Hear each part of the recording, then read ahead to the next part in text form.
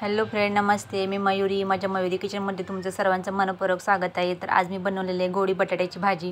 तर माझ्या चॅनलवरती कोण नवीन असेल तर माझ्या चॅनलवरती पर्यंत तुम्ही सबस्क्राईब करा.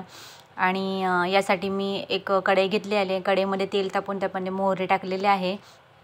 गॅसची फ्लेम मी लोच केलेली आहे.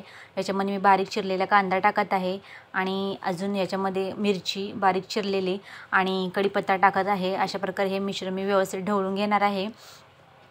आणि प्लीज सर्वांना विनंती आहे की जो कोणी माझ्या चॅनलवरती नवीन आहे त्याने प्लीज चॅनलला सबस्क्राईब करायला विसरू नका. आणि व्हिडिओ अजिबात स्किप करू नका. व्हिडिओ पूर्ण बघा तरच तुम्हाला रेसिपी कशी बनवायची ही कळेल. व्हिडिओ जर मध्ये स्किप करून तुम्ही दुसरा व्हिडिओ जर बघितलात तर तुम्हाला भाजीची रेसिपी कळणार नाही आणि एवढी तुमची छान भाजी होणार नाही.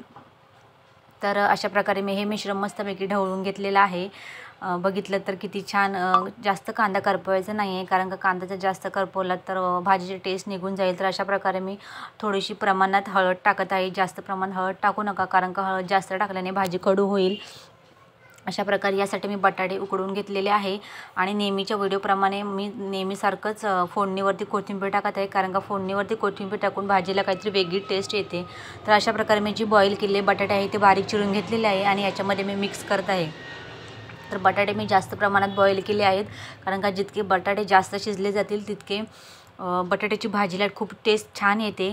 तर ही भाजी तुम्ही पुरणपोळीसोबत किंवा पुरीसोबत किंवा डोस्यासाठी सुद्धा ही भाजी तुम्ही वापरू शकता.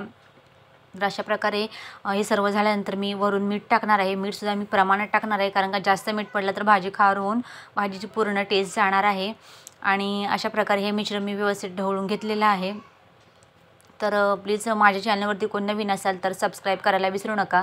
आणि जर माझी ही रेसिपी तुम्हाला आवडली तर तुमच्या फ्रेंड्सला शेअर करा. तुम्हीसुद्धा घरी बनवा, तुमच्या फॅमिलीला शेअर करा. बनवलं की फॅमिलीला सर्वसुद्धा करा.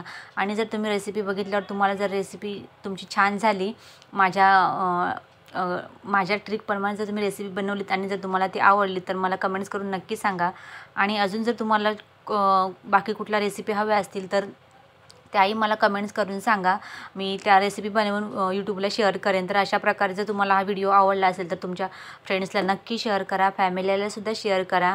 आणि तुम्ही ही रेसिपी नक्की बनवून बघा. तुम्ही ही रेसिपी चपातीसोबत, भाकरीसोबत, कशासोबतही, भातासोबतही, भात डाळ आणि भाजीसोबतही खाऊ शकता. अशा प्रकारे सर्व झाल्यावर तुम्ही परत एकदा कोथिंबीर टाकणार आहे, कारण का कोथिंबीरीने जेवणाला खूप छान चव येते. हे तुम्हालासुद्धा माहीत आहे, कारण का माझीसुद्धा कोथिंबीर खूप फेवरेट आहे. कुठलाच मी रेसिपी बनवताना कोथिंबीरीशिवाय बनवत नाही.